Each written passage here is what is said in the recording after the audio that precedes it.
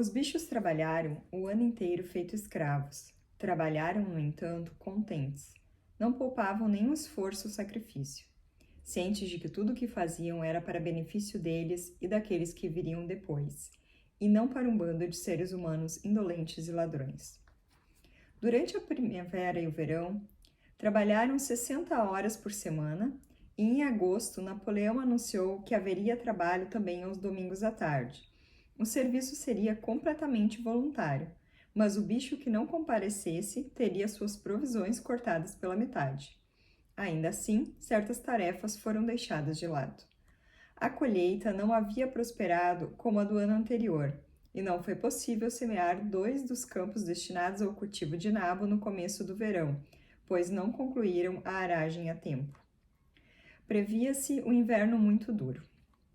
O moinho apresentou complicações inesperadas.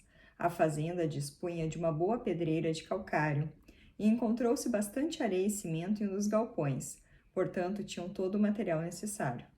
O problema que os bichos não puderam resolver de início era como quebrar as pedras do tamanho adequado. Parecia não haver meio de fazê-lo sem picaretas ou pés de cabra, que nenhum bicho conseguia manejar por não conseguir ficar em pé sobre as patas traseiras. Somente após semanas de esforço vão, uma boa ideia ocorreu a alguém, a saber, usar a força da gravidade. No fundo da pedreira havia enormes pedregulhos, grandes demais para serem utilizados. Os bichos amarraram cordas em todos eles e em seguida todos juntos, cavalos, vacas, ovelhas, qualquer bicho capaz de segurar uma corda, e nos momentos críticos até os porcos se juntaram a eles. Arrastavam os pedregulhos ladeira acima com agonia e lentidão até o topo da pedreira, de onde os pedregulhos tombavam para se estilhaçarem lá embaixo, no chão. Transportar a pedra, uma vez partida, era relativamente fácil.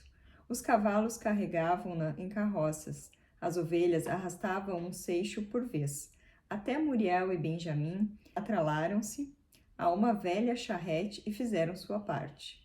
Lá pelo fim do verão, acumulou-se um estoque suficiente de pedras, e a construção teve início sob a fiscalização dos porcos. Era um processo lento e laborioso. Não raro, levava um dia inteiro de esforço imenso para arrastar um único pedregulho para o topo da pedreira, e às vezes, quando empurrado ladeira abaixo, ele sequer se quebrava. Nada era feito sem poçante, cuja força parecia igualar-se à de todos os outros bichos juntos.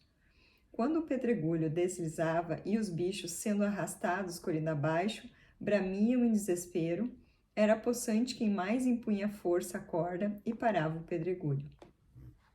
Vê-lo lutar contra cada centímetro da ladeira, de fôlego arfante, com a ponta dos cascos fincada no chão e seus imensos flancos embebidos de suor, enchia todos de admiração. Esmeraldo alertara algumas vezes para não exceder seus limites, mas Poçante não a escutava. Seus 2 bordões, trabalharei mais duro e Napoleão está sempre certo, pareciam-lhe respostas suficientes para todos os problemas. Ele combinou com o galeto que o acordasse, em vez de 30, 45 minutos mais cedo. Em seus momentos de descanso, que já eram escassos, ele ia sozinho à pedreira, juntava algumas pedras estilhaçadas e arrastava-as ao terreno do moinho sem o auxílio de ninguém. Os bichos passaram pelo verão relativamente bem, apesar do trabalho árduo. Se não havia mais comida que nos tempos de Jones, tampouco havia menos. A vantagem de proverem somente para si, sem precisar sustentar mais 5 humanos extravagantes, era tamanha que seriam necessárias muitas frustrações mais para sobrepujá-la. Além disso, o método animal para resolver certas coisas era muitas vezes mais eficiente e menos desgastante. Atividades como capinar, por exemplo, eram realizadas com um rigor que os seres humanos eram incapazes de atingir. E, novamente, como nenhum bicho roubava, não era necessário separar o pasto da terra para o plantio, o que os poupava de trabalho de erguer cercas vivas e porteiras. Todavia, no decorrer do verão, uma escassez imprevista começou a despontar. Faltava óleo de parafina, pregos, barbantes, biscoitos caninos e ferro para as ferraduras dos cavalos. nada disso podia ser produzido na fazenda. Mais adiante também seria preciso obter sementes e adubo artificial, bem como várias ferramentas e, por fim, todo o maquinário para o moinho. Como tais coisas seriam obtidas, ninguém podia imaginar. Em certa manhã de domingo, quando os bichos se reuniram para receber suas instruções, Napoleão anunciou uma nova política. Dali em diante, a Fazenda dos Bichos firmaria negócio com as fazendas vizinhas, não para fins comerciais, claro, mas simplesmente para que obtivessem certos materiais de necessidade imediata. As demandas do moinho deviam sobrepor todo o resto, disse ele. Decidiu, então, negociar uma pilha de feno e parte da colheita anual de trigo. Se posteriormente precisassem de mais dinheiro, haveriam de consegui-lo com a venda dos ovos, para os quais sempre houve mercado em Willingdon. As galinhas, disse Napoleão, deveriam enxergar tal sacrifício como sua contribuição especial à construção do moinho. Mais uma vez, os bichos sentiam um vago desassossego. Nunca negociar com seres humanos, nunca fazer comércio, nunca utilizar dinheiro. Não foram essas algumas das primeiras decisões tomadas naquela triunfante primeira assembleia após a expulsão de Jones? Todos os bichos lembravam-se da aprovação dessas decisões, ou, a menos, tinham a impressão de se lembrar. Os 4 porcos que protestaram quando Napoleão aboliu as assembleias ergueram-se timidamente a voz, mas foram de pronto silenciados por um tremendo rosnar dos cães. A seguir, como de costume, as ovelhas começaram o 4 pernas bom, 2 pernas mal, e o desconcerto momentâneo se arrefeceu. Finalmente, Napoleão levantou o casco, ordenando silêncio, e anunciou já ter organizado tudo. Nenhum bicho precisaria entrar em contato com os humanos, o que claramente seria indesejável. Ele preferiu deixar todo o fardo sobre os seus próprios ombros. Um certo senhor Whymper, procurador de Willingdon, concordara em agir em intermediário da Fazenda dos Bichos no mundo exterior e visitaria a fazenda toda segunda-feira, pela manhã, para receber suas instruções. Napoleão terminou seu discurso com seu típico brado de vida longa à Fazenda dos Bichos, e após entoarem Bichos da Inglaterra, todos foram dispensados. Horas depois, Bufo rodou a fazenda, tirando a preocupação da cabeça dos bichos. Ele assegurou-lhes de que a decisão contra fazer comércio e usar dinheiro nunca havia sido transmitida, sequer tinha sido sugerida. Era pura fantasia, cuja origem provavelmente remetia às mentiras propagadas por Bola de Neve. Alguns bichos ainda sentiam ligeira desconfiança, mas Bufo astutamente lhes perguntou: "Vocês têm certeza de que não sonharam com isso, camaradas? Vocês têm algum registro de tal decisão? Está escrito em algum lugar?" E como, de fato, nada fora escrito, os bichos convenceram-se de seu equívoco. Toda segunda-feira, como combinado, o Sr. Whymper visitava a fazenda. Era um homenzinho com cara de esperto e com largas suíças.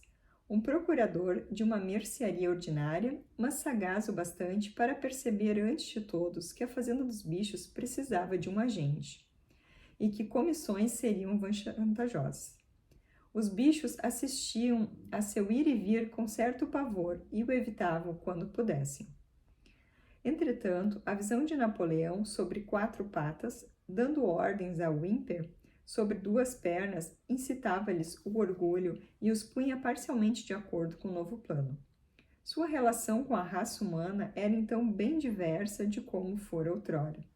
Os seres humanos não odiavam menos a Fazenda dos Bichos agora que começava a prosperar. Aliás, odiavam-lhe mais do que nunca. Todos tinham para si que a fazenda cedo ou tarde iria à falência e, acima de tudo, que o moinho seria um fracasso. Eles se encontravam nas tabernas e argumentavam entre si por meio de estatísticas que o moinho estava afadado a ruir, ou que, se ficasse de pé, jamais funcionaria. Ainda assim, eles nutriam a contragosto um certo respeito pela eficiência com que os bichos administravam seus próprios negócios. Sintoma disso era que começaram a se referir à Fazenda dos Bichos pelo nome devido e pararam de fingir que ainda se chamava Fazenda do Solar. Também não mais saíam em defesa de Jones, que, perdendo todas as esperanças de recuperar sua fazenda, mudara-se para outra parte do país. Exceto por Whymper, não havia contato estabelecido entre a fazenda dos bichos e o mundo exterior, mas sempre se ouviam rumores de que Napoleão estava prestes a entrar em um acordo definitivo ou com o Sr. Pilkington, da Foxwood, ou com o Sr. Frederick, da Pinchfield, mas nunca com ambos ao mesmo tempo. Já estava na hora de os porcos se mudarem para o casarão. Os bichos, outra vez, tiveram a vaga lembrança de que alguma decisão contra isso fora estipulada no início de tudo. E outra vez, Bufo convenceu-os de que não era o caso. Era absolutamente imperioso, disse, que os porcos, que eram o cérebro da fazenda, tivessem para si um local de trabalho silencioso.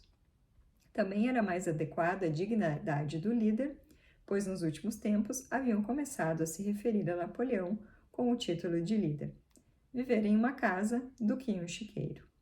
Não obstante, alguns bichos estranharam quando ouviram que os porcos não apenas se alimentavam na cozinha e recreavam na sala de estar, mas também dormiam nos leitos. Possante relevou com o costumeiro: Napoleão está sempre certo. Mas Esmeralda, que acreditava se lembrar de uma regra definitiva contra o uso de leitos, foi ao celeiro e tentou decifrar os 7 mandamentos ali escritos. Vendo-se incapaz de ler mais do que letras avulsas, recorreu a Muriel. Muriel, disse ela, leia para mim o 4º mandamento. Ele não diz algo sobre nunca dormir em leitos? Com alguma dificuldade, Muriel o leu em voz alta. Diz aqui: nenhum bicho dormirá em leitos com lençóis, finalmente anunciou. Curiosamente, Esmeralda não se lembrava de qualquer menção a lençóis no 4º mandamento, mas se estava ali, inscrita na parede, era porque havia. Bufo, que por acaso passava por ali naquele momento, acompanhado de 2 ou 3 cães, pôde colocar a questão sobre a perspectiva adequada. Então vocês ouviram dizer, camaradas, disse ele, que nós, porcos, agora dormimos nos leitos do casarão? E por que não dormiríamos? Vocês, por certo, não pensavam que havia uma regra contra leitos? Um leito é tão somente um lugar onde dormir. Um montinho de palha no estábulo é um leito, guardadas as proporções. A regra era contra lençóis, que são uma invenção humana. Nós removemos os lençóis do leito e dormimos de cobertas. São leitos bem confortáveis, mas não mais confortáveis do que o necessário, camaradas, com todo o trabalho cerebral que temos hoje em dia. Vocês não nos privariam de nosso repouso, privariam, camaradas? Não gostariam que estivéssemos cansados demais para cumprir nossos deveres, gostariam? Por certo, não querem que Jones retorne, querem? Os bichos lhe deram razão nesse ponto, e nada mais foi dito acerca de os porcos dormirem nos leitos do casarão. E quando, alguns dias depois, anunciou-se que os porcos acordariam 1 hora mais tarde que os outros bichos, também não houve reclamações. No outono, os bichos estavam exaustos, mas contentes. Tiveram um ano difícil e, depois da venda parcial da cevada e do trigo, os estoques de comida para inverno eram mínimos, mas o moinho fazia tudo valer a pena. Já estava quase pela metade. Após a colheita, houve um período de tempo limpo e seco, e os bichos labutaram mais do que nunca. Contentes em empurrar blocos de pedra o dia todo se com isso erguessem mais meio metro de parede. À noite, Poçante se levantava e saía para trabalhar sozinho por 1 ou 2 horas sob a luz da lua cheia.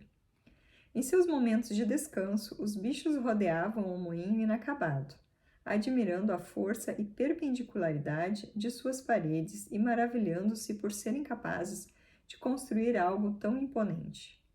Apenas o velho Benjamin recusava-se a demonstrar entusiasmo pelo moinho, mas também não costumava murmurar nada além do comentário enigmático de que burros vivem uma vida longa.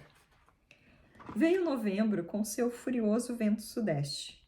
A construção foi interrompida, pois o ar estava úmido demais para misturar cimento. Então, certa noite, os vendavais sopraram tão forte que as instalações da fazenda sacudiram na base. e muitas telhas foram arrancadas do celeiro. As galinhas acordaram cacarejando aterrorizadas, pois todas ao mesmo tempo sonharam com um disparo ao longe. Pela manhã, os bichos saíram de seus estábulos e encontraram o mastro da bandeira tombado e um olmeiro do pomar arrancado do solo feito um rabanete. Mal haviam-se atentado a ele e um grito de desespero saltou da garganta de todos os bichos. Uma cena terrível invadia seus olhos. O moinho estava em ruínas. Todos de uma vez saíram em disparada até o local. Napoleão, que raramente caminhava ao ar livre, correu à frente de todos.